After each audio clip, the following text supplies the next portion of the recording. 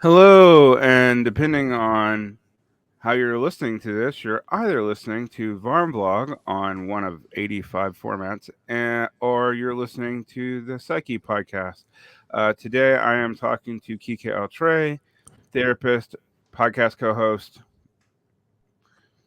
You do something with religion, um, and we are talking about the legacy of Mark Fisher and David Smail.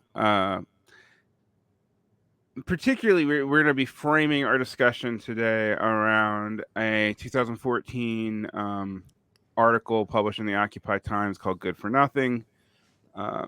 And we will be talking about that pretty in detail. I'll let Kike explain his background in this. My background in this is I published Mark Fisher in 2013, and it ended up being his most infamous essay. Um, and in my mind, that essay actually marks a shift in Mark's thinking and politics. I'm not for those who have followed me. I've spoken about that essay in the past. You can find an episode of the Sectarian Review where from about 5 years ago, at the 5-year anniversary of the publication of the essay, where I talk about all that goes on around it. If you want to know more about Mark Fisher, you can read Xenogothic / Matt Calhoun, or just read Mark's work. You just get the big K-Punk book, which has, I think, all the small writing in it. But before we get into that, for my audience, I want to talk to Hihe about what he does. I've been listening to your podcast for about off and on for about a yearish. And I find your show very interesting. You're one of the few shows where I can't quite predict what's going to come on every day, which I find actually kind of fun. Lately, you've been working on the legacy of Eric Fromm, and I believe around the time that we're recording this, your most recent essay was a kind of interesting discussion comparing Fromm to Jordan Peterson. So people who are listening can kind of get a little bit of what Kike does. But what all does your show cover, Kike? And that's kind of hard to even like put into words because it probably captures the crazy shit that's in my mind. I know there's so many different ways to like articulate this, but I am somebody who I think of actually Carl Jung, who said, I thank God I'm not a Jungian, Mm-hmm. or those in the Freudian tradition who have said, I'm definitely not a Freudian. I I just like to think about figures and ideas. I don't like to be put in a box. I think in terms of your question, I mean, my podcast tries in a very broad way to bring in people from all sorts of different perspectives to try to understand where they're coming from and to kind of build like an interesting conversation. So I think I'm hard to put into a box, but I have a variety of different interests. And that comes into the work that I do in therapy. That's kind of my primary role. This podcast is just like a fun side project. I'm a very busy, like licensed therapist, working primarily with guys, but I do see females and trans clients as well. One of my specialties is working with men on the autism spectrum. So yeah, that's a little bit about me in the podcast. But yeah, I'm just excited about connecting with you, man, and yeah, having these interesting ideas and conversations. It's interesting that you work with people on the spectrum. As an educator, I work with a lot of people on the spectrum. So Okay. uh, but it's interesting the overlap and distance on when we talk about like different kinds of people who need support, the relationship between education and therapy. It's a whole different conversation than where we're going to have today, but it just Sure. occurred to me that like, oh yeah, that's an overlap. um so uh Today we talk about Mark Fisher, and for context, I also, for myself, recorded a response to this article, which will be coming up pretty much simultaneously to this episode. And this article got me. Like, I don't want to say that like I was close friends with Mark. We only really exchanged like emails and DMs, and I published one of his essays, and we, I set up a few interviews with other people.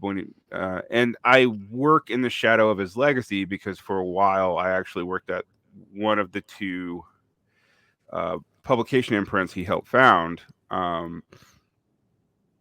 So uh, I have I have a very strange relationship to Mark in that we were both intimately tied together, and yet I don't feel like I knew him for more than like a year. And we never met in person. So, um, and so when I read this essay, it was a lot more haunting than I was expecting it to be because I mean, we know how this plays out for him. I mean, Right. I mean, for people who don't, he succumbs to his depression in 2017. He really kind of withdraws from the world uh, around the the Trump election, although I don't think that had anything to do with it because he was in the UK, and it just seemed like there was a shift, and there's an interesting shift in his thinking that happens around 2000. There's two shifts in his thinking that happens around 2013, 2014.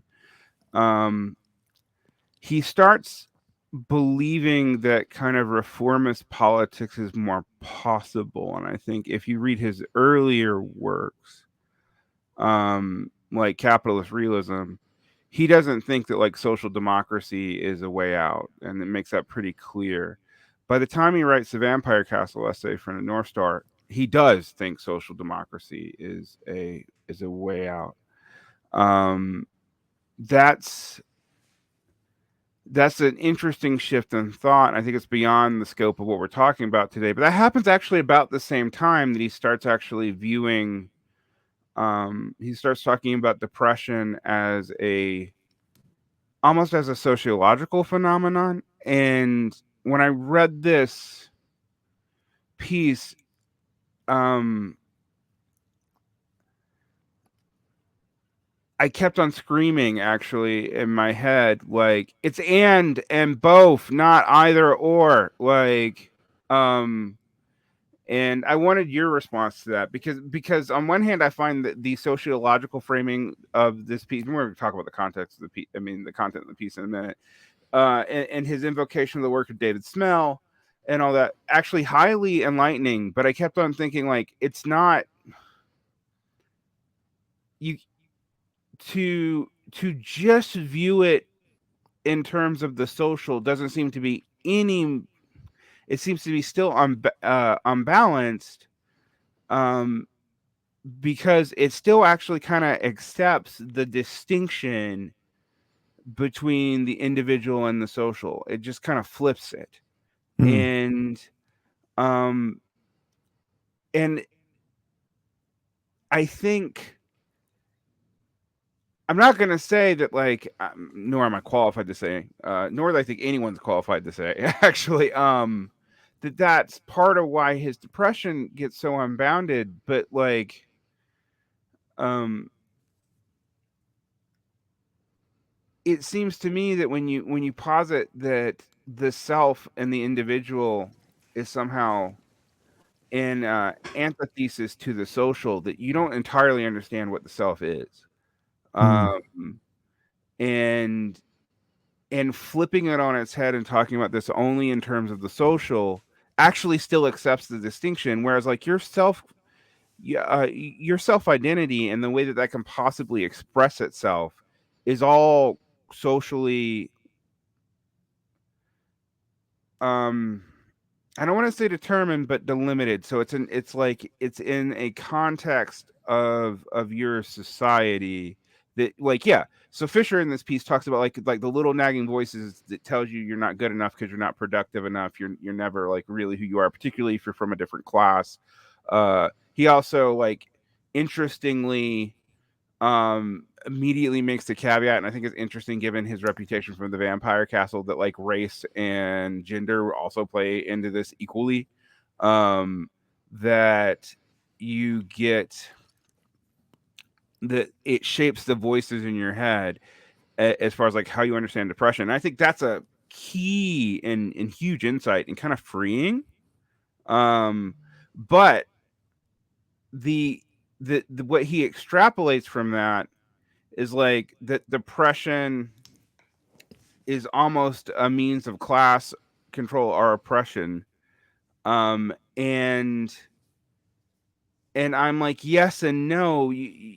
The way in which these things sociologically manifest and the way in which we can explain them to ourselves seem very much cultural. I mean, it's like, Quique, you're probably familiar with the studies that indicate like if you have depression or particularly something like schizophrenia, and you're in like a well-knit village society, that between having social connections and not being isolated and having narratives for understanding it, even if they're themselves theoretically delusional, that really changes the outcomes, usually for the better than a lot of modern situations. Absolutely.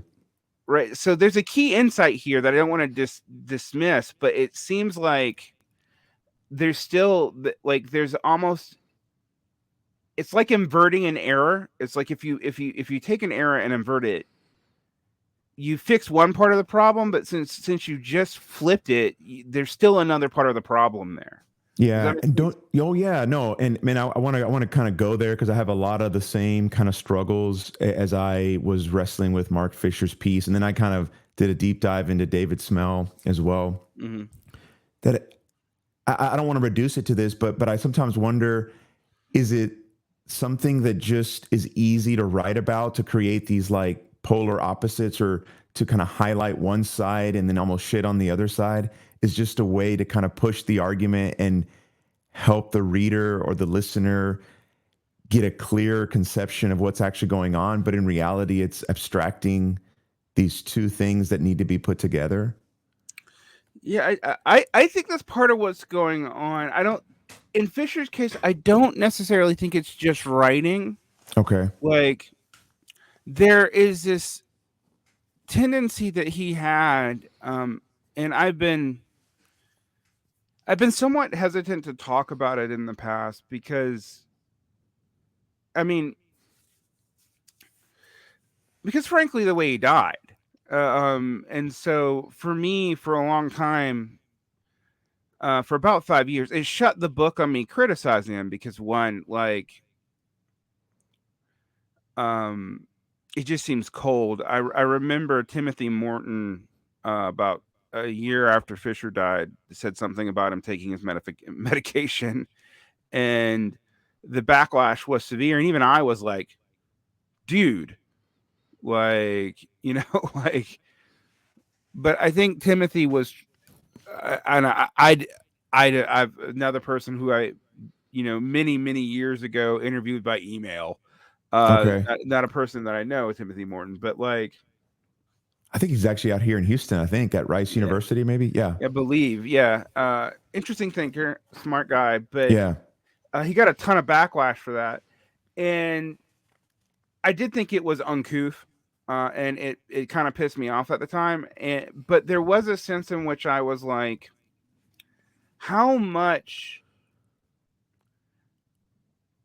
when we think about social thinking right now, there's a tendency to, and I want to talk to you about this as much as we can, respecting the rights of like people you work with, right? But Sure. like, I think a lot of men in particular have this kind of binary framework right now, sociologically in their head. There's a tendency to like go wildly between extremes almost, and I think part of it is to advance an argument, but I also think the way that argument is advanced does actually put these narratives in your head in the way that Fisher's actually talking about, and ironically, like, not entirely picking up, and I don't know the work of David Smail that well. I read an article you sent me, but like, and I find And his I work. definitely don't know it very well either. Sorry to interrupt you. I just read Yeah. one book and I'm reading a second one, and I really like it, but yeah, I definitely don't want to say that I'm any kind of expert on it, but I'm intrigued. Yeah. So I guess I want to get into like kind of the argument here. I mean, um, so this tendency to advance it by like flipping the script. A couple of the things that are mentioned in this piece, I actually find fascinating because um, stuff that's happened since this piece in the broader culture, even in the United States, and I suspect in the UK too, uh, have dramatically changed. So, for example, a decade ago, Fisher's talking about how we're prescribing tons of medications, and we're still doing that, but that we're downplaying therapy, and we sure as hell aren't doing that anymore. Hmm. Um, Right, right. he also mentioned cognitive behavioral therapy, but the version of cognitive behavioral therapy he mentions as all of cognitive behavioral therapy, I was actually like, that's just you haven't looked into this enough. Is like American positive psychology that was popular between like 2005 and like Yeah. 2015, and I'm like, but that's not like when he was like CBT is all positivity. I'm like, have you read early CBT? Like, because I'm not saying this. I'm not endorsing the paradigm, but I was actually shocked when I was reading 80s forms of CBT and how like direct and blunt and Yes. uh like almost mean that it was. It was like I You're probably thinking remember of like rational emotive behavior therapy, which is a right. type of early CBT. Yeah. Exactly. Like there is no like don't talk about should. Remove should from your mind. There is Exactly. no Stop should. shitting Like on yourself, as I tell my clients sometimes. right. Exactly. And I actually like later cognitive behavior therapy, yeah, I do kind of find to be like, you know, almost replace bad thoughts with good thoughts. Which is But fucking insane. But but again, but I think one of the things that people can do is to just reduce it to that, or again, for the sake of highlighting their argument and their perspective and their point, they just create a straw man. Maybe that's a way to frame it. Is it's so easy in this binary thinking to just create the straw man so that your point looks so much better. right. And I think things are a lot more nuanced and complex. Yeah, well, here's the thing that I was confused about the like I like I under no way claim to be like a uh my relationship to psychology is my mother was a psych nurse in a prison for like Okay. a few years. But that's like and during a bad period of psychology, I think too. So Sure. um um and so like I sometimes I don't talk about this much. I know a little bit more than the average person, but I don't actually feel like I know that much. Um what I find interesting right now, and what I found interesting in this piece versus what I was thinking about the Vampire Castle essay is one of the things Fisher kind of complained about is the weaponization of certain like conditions, mental states, etc. Sure. But when I was reading this and this understanding of depression, I actually found it kind of wildly inconsistent because he does frame depression basically as a class-based political project. Mm. Um, and not in fact I'll read um the bit and then he talks about voluntarism and then I'll get it over to you because this was um the form of social power that most affects me on me is class power, although of course gender, race, and other forms of oppression work by producing the same ontological inferiority, which is best expressed exactly the thought that I articulated above, that one is not the kind of person who can fulfill the roles which are earmarked for the dominant group. Uh, discussion of David Smail, which we'll get to in a minute. Um, Each individual member of the subordinate class is encouraged into feeling their poverty, lack of opportunities, or unemployment is their fault and their fault alone. Individuals will blame themselves rather than social structures, which in any case they have been induced into believing do not really exist. What Smail calls magical voluntarism. Um, we must understand the fatalistic submission of the UK's population to austerity as the consequences of a deliberately cultivated oppression. Depression. And I'm like, for people who reading along, I skimmed like 4 paragraphs, but this is also only like 9 paragraphs long. So um, there's a leap in logic there.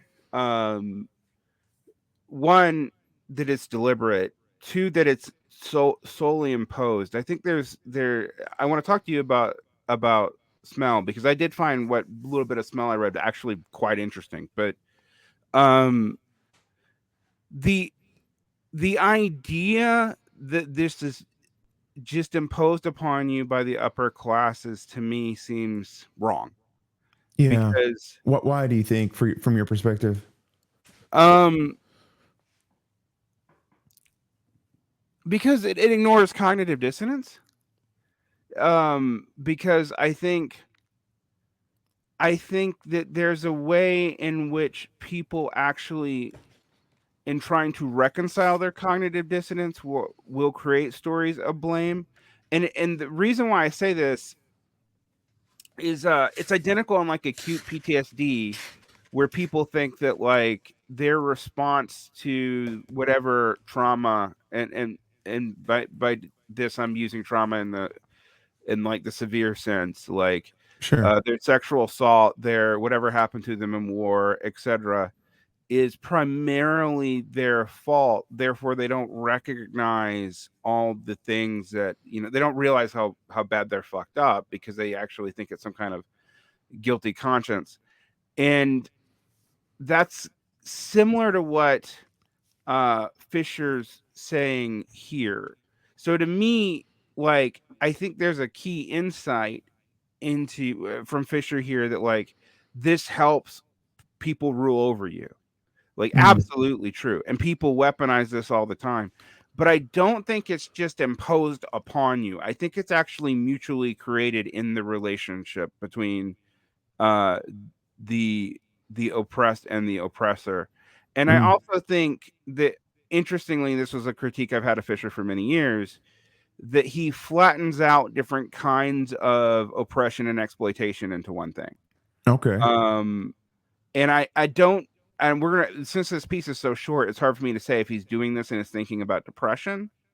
But I do think, and where I do think he's right, is this class relationship, this antagonism, actually,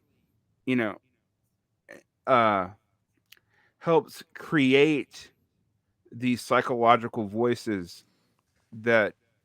But it's interesting to me, because my response to him is like, I don't see this in the same way in every capitalist society. Like, I just don't. Like, I was talking to you off air, I've lived in different places, all of which would be theoretically capitalist.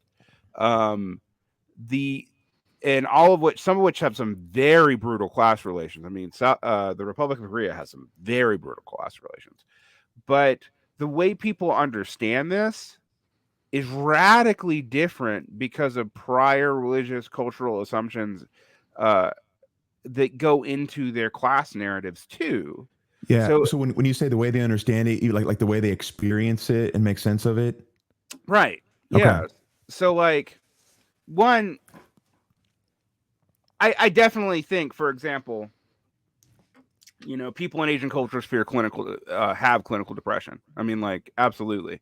But the way that they would articulate it to themselves is nothing like the way we do. And the way Right. they articulate like class antagonism to themselves is also very, very different. And there's outlets for it. Like, there's these weird drinking parties that you go to with your boss. and all the Confucian norms are suspended during the drinking party. So like you can eventually, once you're both drunk, like yell at your boss and it's okay. And then the next day you go back to like, silently compliant, not just capitalist, but outright Confucian relations. So like, Yeah. you know, and I just read this and I was like, in none of these cases do I think also the ruling class entirely knows what it's doing when this stuff is built. Um, Right. like it's not that conscious. Oh, So, agreed. Agreed. I think that's important. And David Smell gets into that too. I That wanted to. it's not like How do somebody's kind of pulling the strings. you? How do you think?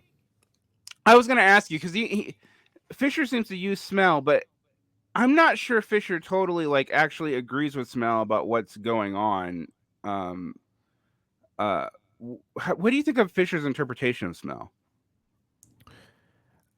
I don't know that I can speak that clearly about it, but because I don't know either one of them that well, but my sense is that he kind of comes to Smell a little bit later, and what Mhm. I've read from Smell is that it's pretty consistent. It's foregrounding the social, economic, these powers outside the self, outside like the family, as the primary sort of cause of, I don't know, mental illness or depression, Mhm. and not, yeah, I think highlighting enough kind of the other side, but which I want to get into. But I don't know, from my perspective, it seemed like at least the piece we read from Fisher actually connects to a lot of what Smail is talking about. Okay. I think it's pretty consistent. How did you see it differently? I was I haven't read a Smell to know. I know that like um I know when I looked up Smell that he was one of these borderline cases of people who was almost considered part of the anti-psychiatry movement. Yeah, Um, he didn't go as far as Thomas Saz or R.D. Lang. Um, I know that like his uh that there's an interesting bit in Power, Responsibility, and Freedom that I thought was kind of interesting.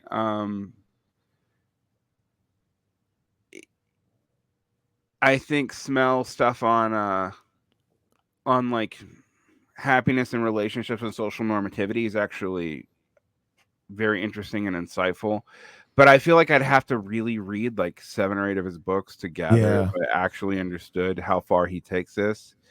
Um, and what's interesting about I when I was looking stuff up for this discussion, I learned that like Smell died the year that Fisher wrote about him. So I wonder if that prompted this. Actually, Mm, there's a lot of like there's a lot of stuff I'd really like to know about like when Fisher's play, like how he's exposed to these ideas. When like yeah. is he reading Smell and it's changing his thought, or does he already have this thought and Smell's now like he finds a theoretical apparatus. I think it was more that. Yeah.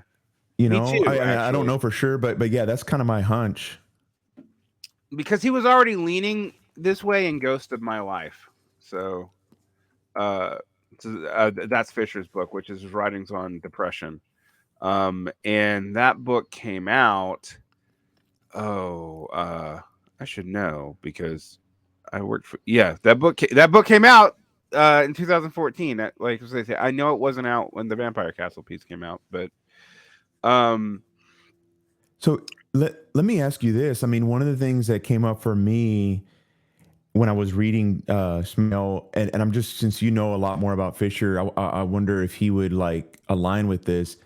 Is I don't think this is unique to Smell, but he really foregrounds it in a lot of his books. Is even the whole discourse around psychology is a way to get people to believe that there's this thing going on internally, and that all we need to do is just kind of work on our thoughts and, process our emotions, keep it private, keep it individual, keep it internal. And that's the work of what it means to be a human. And it doesn't get into the larger social realities that are really kind of fucking up people. And that the whole therapeutic industry is actually a way to not actually inspire people to do something about, their actual conditions. Yeah, I think this has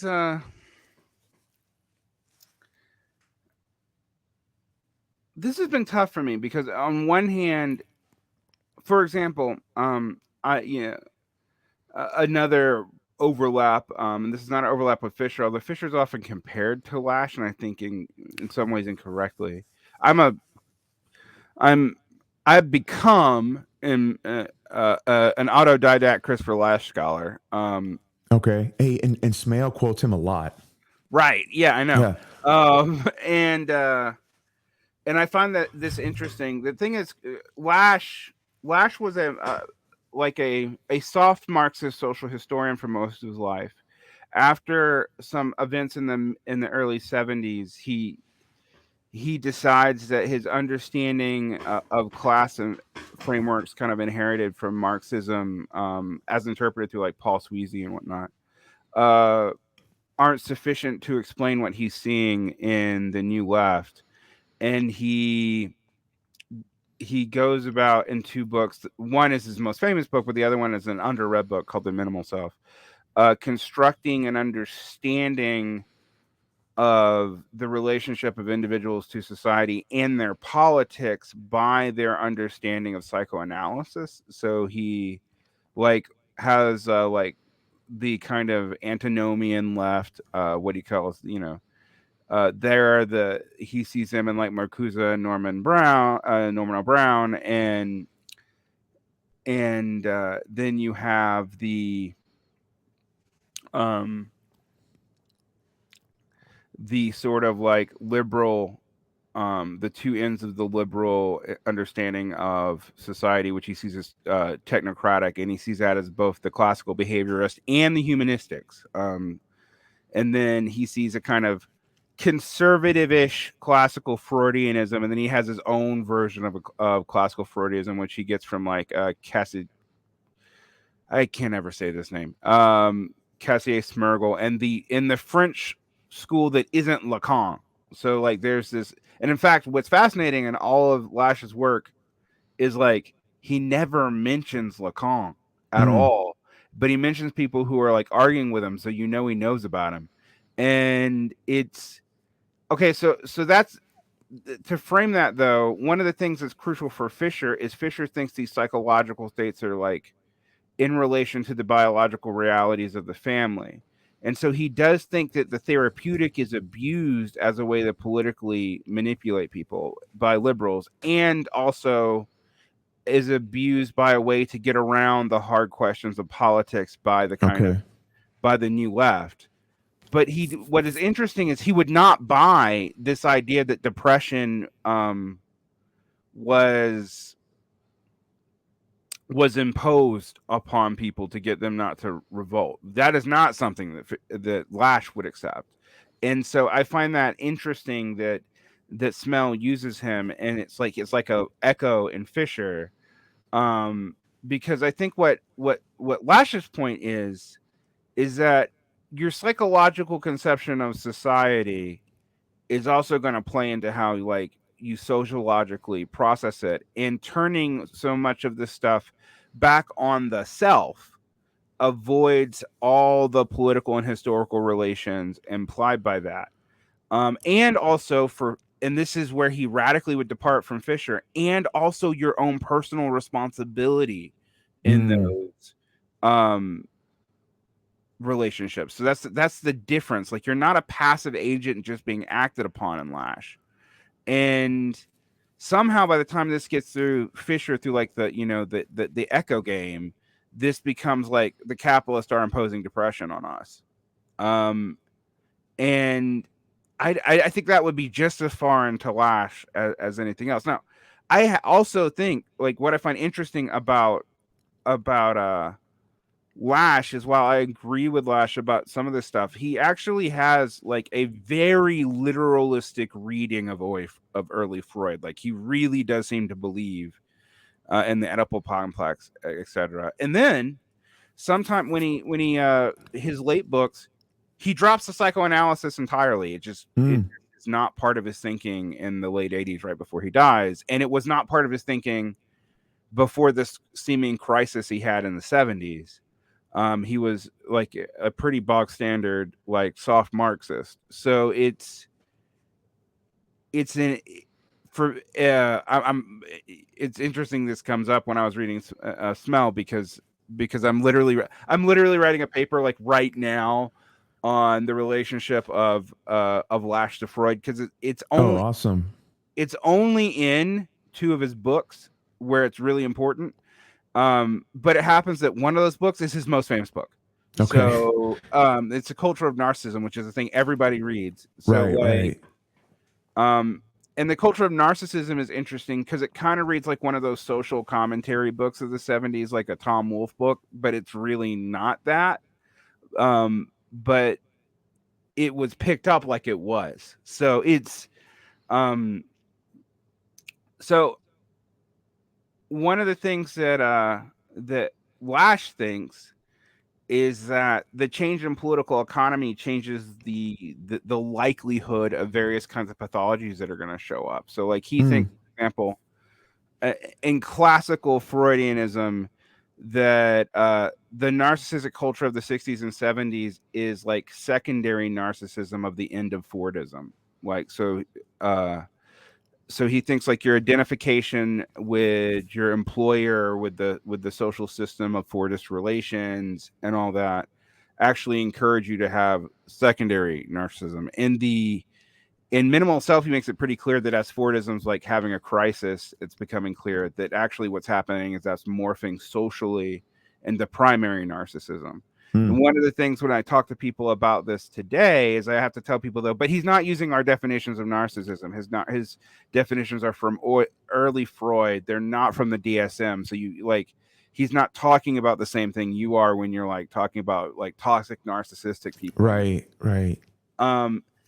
Fisher does seem to be talking to tie this back to Fisher. Fisher does seem to be talking about normal depression, but then seeing austerity as imposed upon people by depression. So he also think like this is one of his obsessions in his late writing, and maybe I want to see if this makes sense to Small. He becomes obsessed with like joy, but not to psychoanalyze him too much, but it's clearly that he thinks there's a political joy because he doesn't have joy. Like he himself does not seem to have it.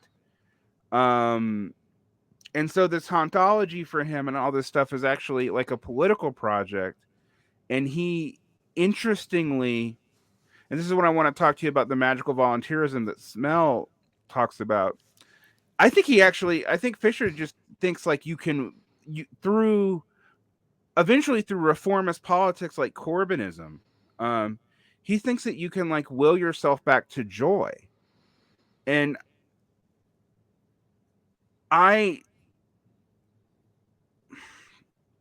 frankly, I think that's a fucking dangerous idea. So, how so? I think I would agree with that. Well, it's one.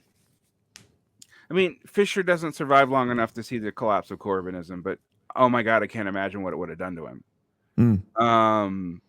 To like, interestingly, there's this shift in Fisher's life. In his most famous book, he sees social democracy as a closing of the horizons, as a kind of limiting to the best you can do. Around 2013, and this is explicit in the Vampire Castle piece, and I know this because I criticized him for it when he wrote it. But I thought the piece was provocative, so I published it with.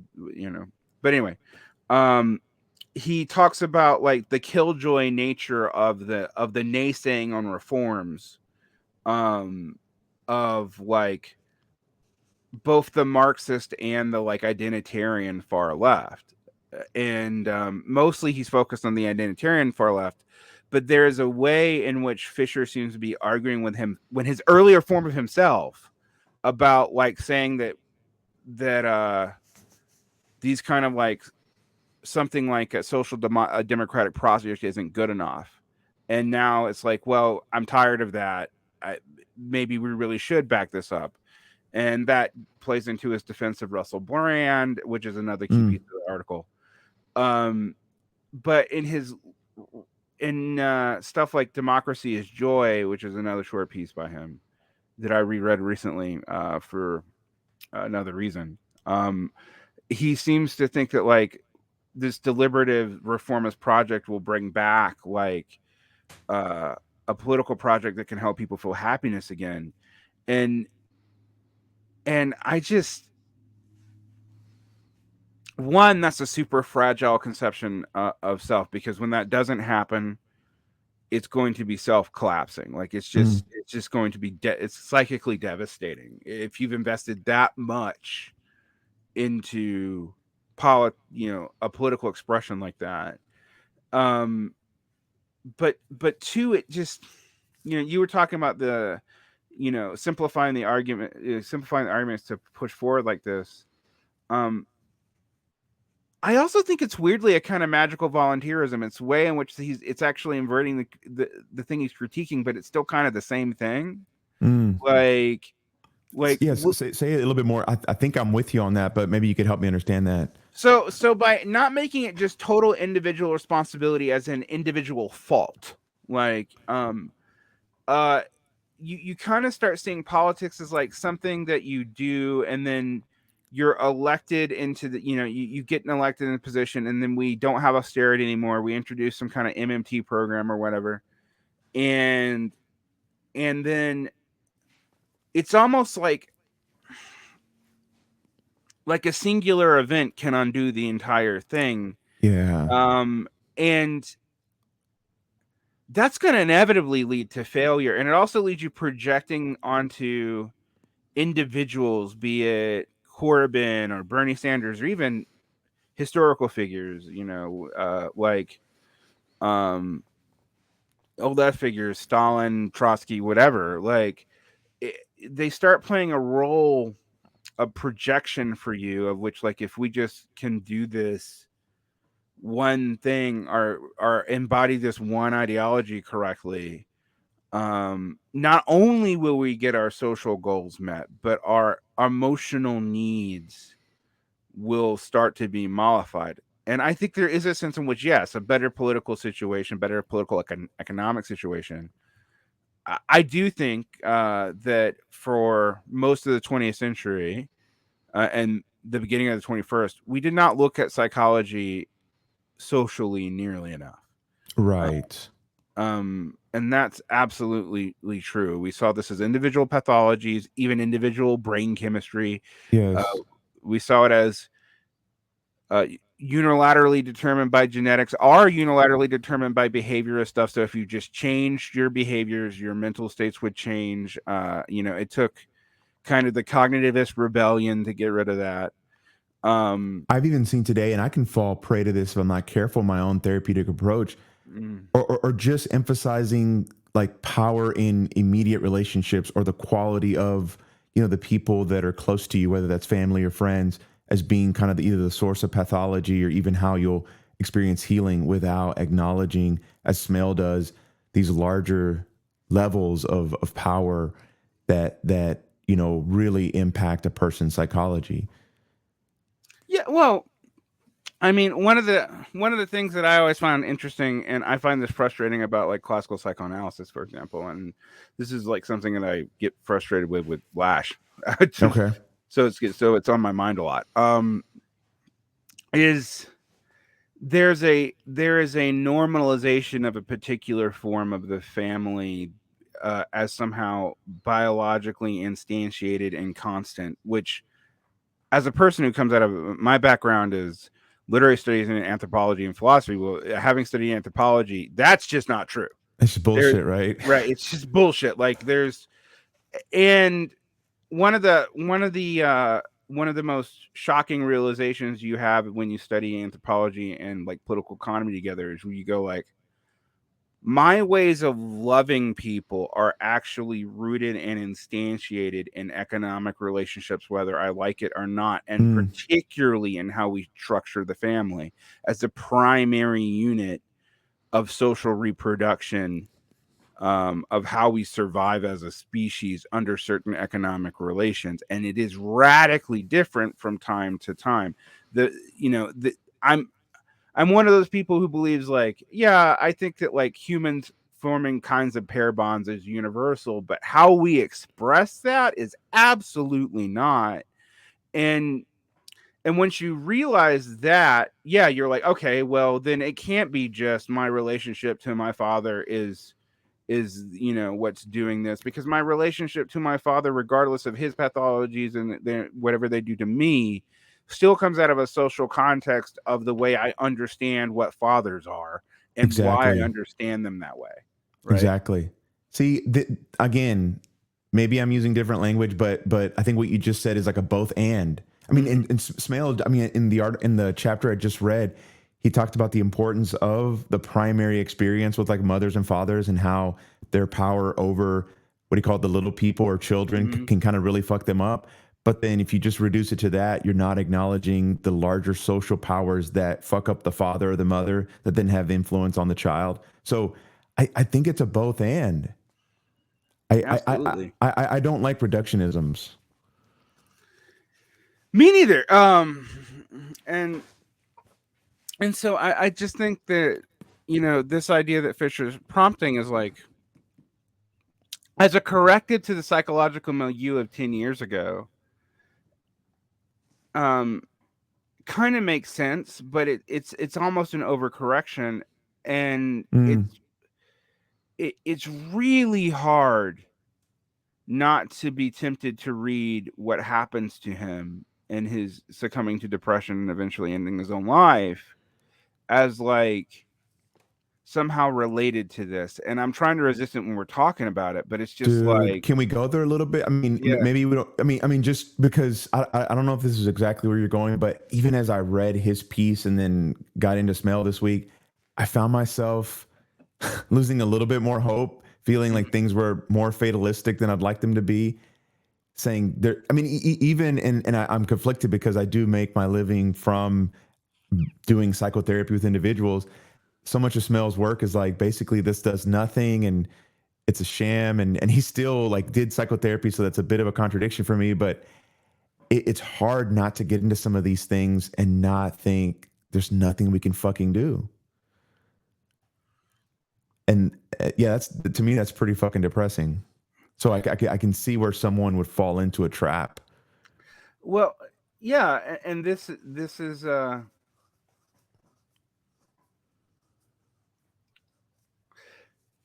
gonna take off my talking about psychotherapy hat, and I'm gonna put on my talking about political economy hat in a real sense. Um, Rendering individual subjects passive um, is, in classical Marxism, a form of alienation, Mm, and um, it's one of the most pernicious forms. It's the alienation of self from self, no longer recognizing your own part of the reproduction of your own life, mm, both in your labor, but also in like just everything around you. yeah. And uh, Marx isn't this systemic in his early writings about alienation, and he uses alienation throughout his career, despite what the Authorians will try to convince you. But he doesn't write about it this directly again, but like he sees communal isolation coming from uh the first there's alienation from your labor, but that alienates you from the understanding of your actual positive contribution to the relationships that keep you alive, because when you're directly contributing, it's very clear that you and this other person have a relationship of mutual interdependence. He doesn't use that language, but that's what he's describing, and thus you are valued. But when you are removed from the product of your labor, um, you're it also removes you from the relations of there's a mediator of the relations of interdependence that keep people alive. And so you lose your sense of self-worth. Mm. And but there's other things going on there. You also lose your sense of understanding other people in the same position as you because you have to compete with them to try to get the scraps from the table. And then there's a distorting relationship where you start to believe that the class instantiations are somehow natural. And all this stuff, I think, is kind of what Fisher is dealing with. Although one of the things that he's really focusing on that's different from Marx, Marx doesn't give a shit about your class origins.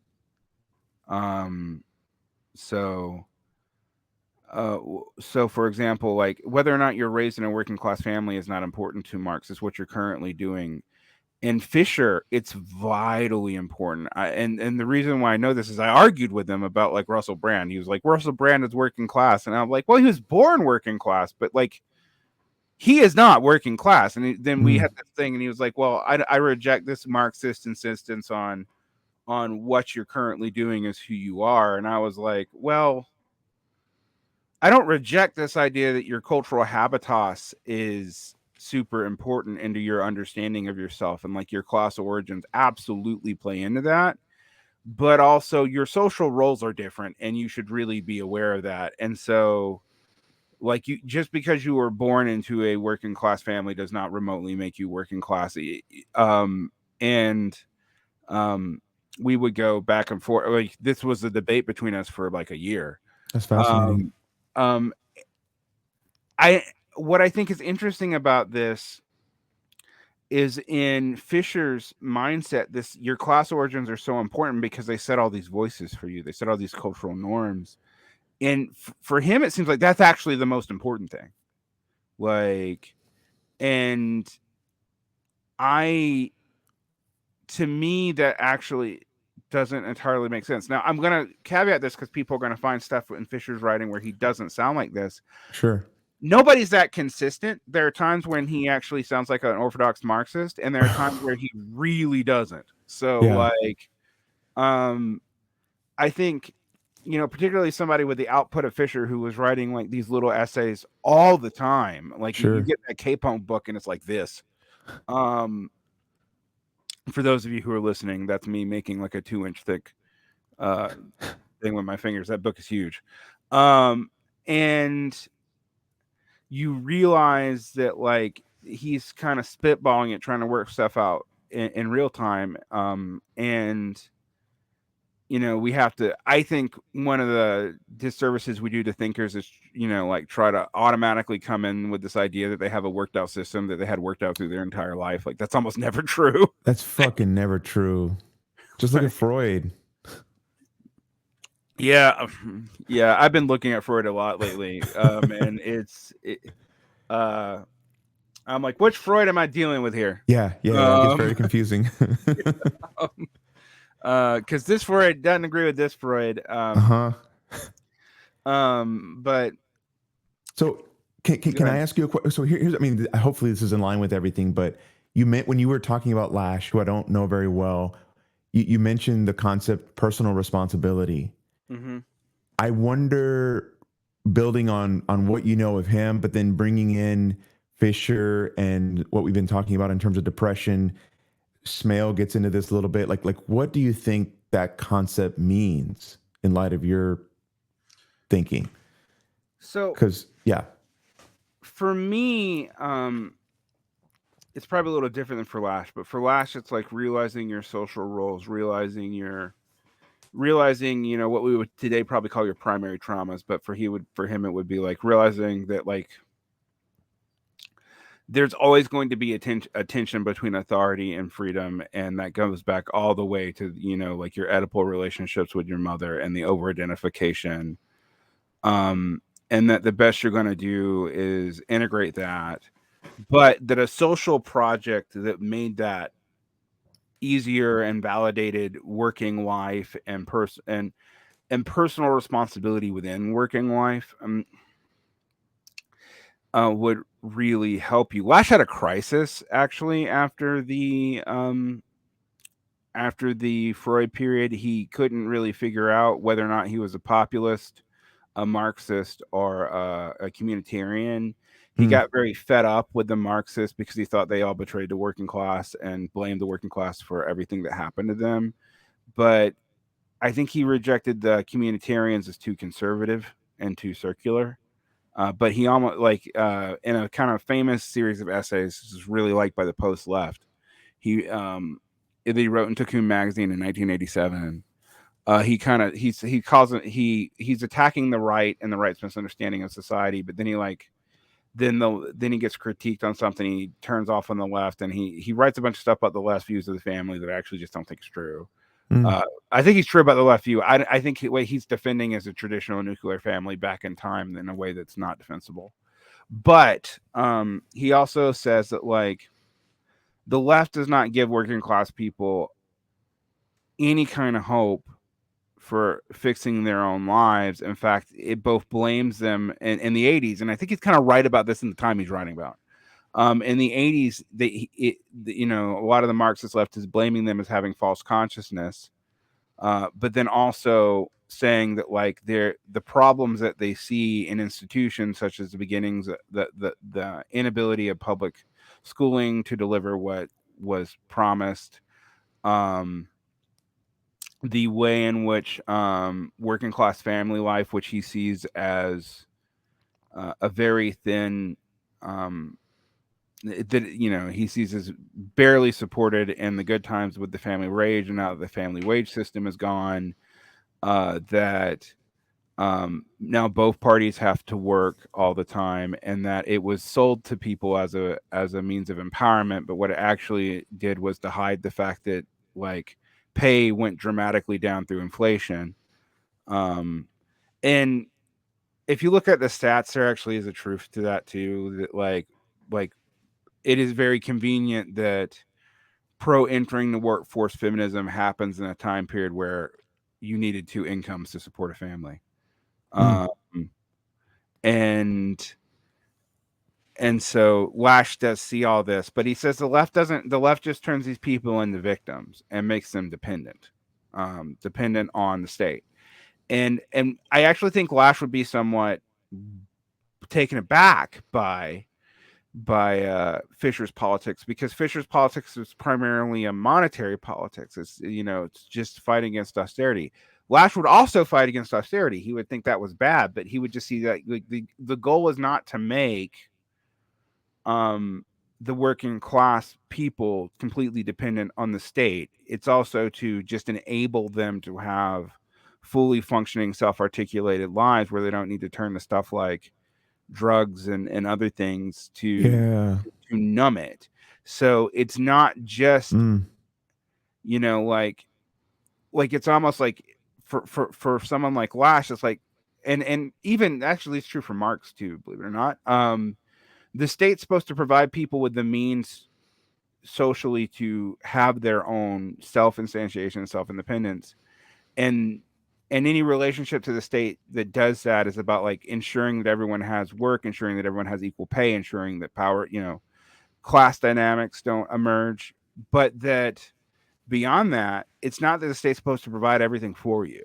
Like the idea is it's supposed to enable you to be able to have a way to provide for yourself. And the state will help with the people who can't do that. Like Marx does talk about that, not a lot, but it does come up. But like he talks about setting aside parts of surplus productions for reinvestment and for taking care of people who can't work. um but that's that's kind of their view. By the time you get to someone like Fisher, it's just fighting against austerity. That's the only, and it makes sense if you think about the context of like 2007 to 2014. um there's a way when I read these things, and I always ask myself this too, am I doing this myself? Where you look at your current situation and you try to extrapolate from it, and then you like, aha, I've come up to a key, and what yeah. you're doing as the key to the problem is actually just dealing with the immediate problem. And you're like, In the 1950s, it was like monopoly capital because the business cycle changed and Keynesianism happened, and yet people were like, "Oh, capitalism is over." You know, like we're now in this new phase of monopoly capital. It means that there really isn't a difference between capital and socialism. We just need to change how this is run and allocated. And then neoliberalism happens. It's like, oh, we're back to like laissez-faire capital, which by the way was never true under neoliberalism anyway. Mm. But and this is the end. We're fighting this, and if we just defeat neoliberalism and even go back to Fordism, we'll and I think there's a sense in which Fisher is like contextualizing everything and fighting the immediate battle. Like his narrative about psychology is like psychology tells us this, but it's like that's what psychology was saying in 2014. Mm. In some quarters, there was other quarters that were saying different things, and otherwise people like David Smail would not exist. Yeah, Like, so you know, true. That's a great point.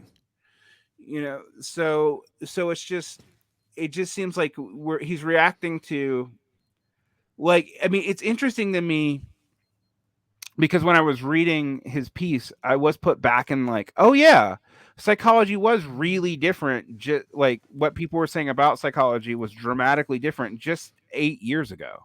That's Like, crazy. to think about, like, oh, CBT was everywhere, and like we were still obsessed with drug therapies.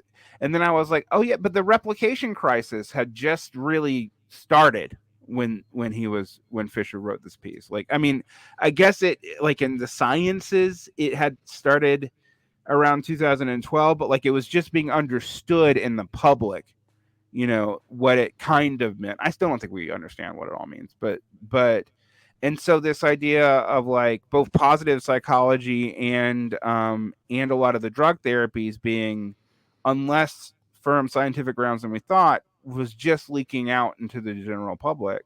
Mm. And it wasn't a massive change in social consciousness that brought that about. I was just studying how the replication crisis happened, and it's kind of crazy. Um, it actually started in parapsychology and people tightening up the rules for studying parapsychology, and somebody started applying that to general psychological Wow. studies and realizing there's a huge problem. But um, I don't think that gets you, like, and I think a lot of people realize it doesn't really get you as far as you think it does, because like a lot of these therapeutic paradigms still seem to show efficacy, yet none of us understand how they work, even the people who do them. Like, I maybe Kike, do you agree with me about that? Do you think Yeah, people no, no, actually totally. understand how therapy works? Yeah. No, no, no, totally. I think, and man, I know that in like a minute I have to hop off, Mm, but one of the, I guess that there was kind of a big question I wanted to ask you. Um, what you might say, maybe what Fisher might say. I don't know him well enough, but one of the things Smail gets into is in order to really make some big changes around these forces that he thinks really shape our psychology, we have to have what he calls either an ethics or a morality that doesn't devolve into moralism. Or, I mean, he's very critical of like organized religion, which I am as well, and how that can just be, something imposed on people. But what are some of your reflections? What might Fisher say to, in order to change some of these big forces to alter the conditions, we have to have some type of ethics or morality that will push us in the right direction. Do you have any reflections on that? I think for Fisher, it was a politics of possibility and joy, which I don't think he could ever actually fully inhabit himself. Okay. Um, that's what his democracy and joy piece, it really, and that piece is also haunting. I like when I reread it, it's an even later piece than this, and like in light of like the political losses that happened a year later, and the collapse of Cormonism in 2019, but Fisher's own death in 2017, it's like a kind of devastating piece. It's like Mm. even though it doesn't read that way when you read it, like when you read it at the time, it seems hopeful. When you read it now, it's like a gut punch. Oh, Um, my own response to that is a little. I think Marxism, as a general rule, and trying to conflate the normative and descriptive, and Marxism does do this. It has, and to avoid moralism, it actually ends up throwing morality out for the most part. There are people who try to correct it. I mean, there's even Soviet thinkers who try to correct it, who talk about proletarian morality, proletarian virtue ethics, etc. Um, I I tend to think that we actually do need to go back to classical virtue orientations in a pluralistic sense. One of the things I like about virtue ethics is it admits that people can have legitimate contradictory like orientations, Mm, and still be living in a moral framework. So like which virtues you're going to need for yourself. And we have to remember what virtues are. They're in classical thought, they're just strengths that you yeah. model, that you find models for. Like and yes, Aristotle thought particular ones were valuable, and different religions thought particular ones were valuable. And they would, that's why like holy in early philosophy as well as in early religion, and let's be honest, you really can't separate early philosophy and early religion. No, you cannot. Um but like there's a reason why saints had hagiographies, and like the stories of the philosophers lives, and like Jakarta tells in Buddhism and all that are super important. It is because it's supposed to give you models of how to actually apply uh a praxis from your theoria, Mm, and live it out. um the marxist the Marxist problem is Marx has a particular goal, which is kind of a revolutionary change of society. Um, and that requires a bunch of orientations, but he doesn't really tell you any, like Marx himself doesn't give you any guidance on how you should live building that, and what kind of person you need to be to build that. And so I do think that's been a failure of the left in general to have this ethic. One thing I think that because of that lack, what a lot of people put in its place is often a very conservative psychological framework. That I kind of think mm, Lash does this. For example, even though I agree with his thing about like collective responsibility and personal responsibility aren't really that separate. Like if you yeah, it's a actually, good point. yeah, if you actually believe that like you are a part of a social totality, and you have like class obligations and familiar obligations, etc., and you really follow that through, then it's also really important to like think that like I have positive roles that I have to play, Yeah, and they don't need be repressive. They don't need to be authoritarian. They don't need to be, you know, like I always find a lot of these debates on sexuality, not just on like queerness, but also on like polyamory versus monogamy. I'm just like none of that is actually super important. What like how you express this, yes, is limited by your society in a lot of ways. How you're going to immediately understand that. Just tied in the social reproduction and reproduction of family, of human life, right. but so you can't ignore it. But it's also like there's a billion ways you could probably organize it and live a perfectly fruitful, non harmful life. And so trying to impose one model on that is usually a disaster. And so that in that sense, I'm like a pluralist. There's a bunch of ways you could be a moral person, Yes. but you need to commit to like how do you treat people, how do you navigate gender relations, how do you like one of the things that I've always been confused about, in uh for lack of a better term, identitarian thought. It's not like racial and gender oppressions aren't real. They absolutely are. I mean, there's no, and it's not that they can be reduced even to just a class antagonism expressed another way. I don't think that's true. Right. Um, but I do think like that a lot of times there's a confusion almost deliberately in people like Abraham X. Kendi, of what a social responsibility is and what a personal responsibility is, and like um and basically someone, in my mind, someone could have a shitty personal response and actually end up performing their social role Mm, somewhat well, and vice versa. Someone could be very good on interpersonal relations and so absolutely perpetuate the social harms and totally. racism, sexism, etc. Um, and I don't see the point in like flattening those things out. Um, I know that someone like Kinney's argument is that they're all racism basically, and it's confusing to have these different categories. But my response is like, but how they operate and what you can do about them is very different. So Yes. to bring it back to your question about how the ethics we should incorporate here is like we should incorporate like you should try to be as best as you can a power egalitarian in your personal relationships. And you should try to model positive traits. And that includes self-care. I often talk about like this idea that self-care is somehow taking a break from personal responsibility doesn't make any sense to me because it is a personal responsibility. Like, Yeah. like no, you have to be sane to do your job, just like you have to cultivate your intelligence to have principles. Right. like like you have to listen to people and incorporate what they say to build solidarity. These all require actions that require you to change. You cannot just passively be a victim. You can't just passively be a victim of capitalism, even if you are. Like it's not Yeah.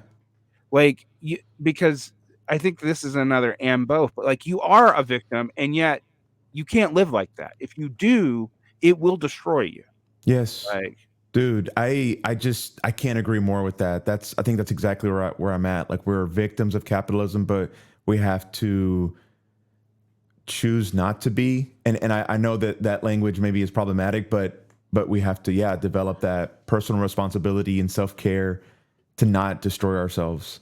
yeah, it's almost a classical absurdist position where you acknowledge, yes, I live in this Dude, totally. I'm glad you're bringing up the absurdism. Yeah, I resonate with that. yeah, I live in this society where my individuality is totally constrained and determined, and I acknowledge that and I'm aware of that. Um, and I don't take full responsibility for everything that's ever happened to me by someone else or by society, but I do take full responsibility for my cultivation of what that has meant. Oh, And and that's if anything, I'm not saying that I know that Fisher would have disagreed with this. I mean, sure.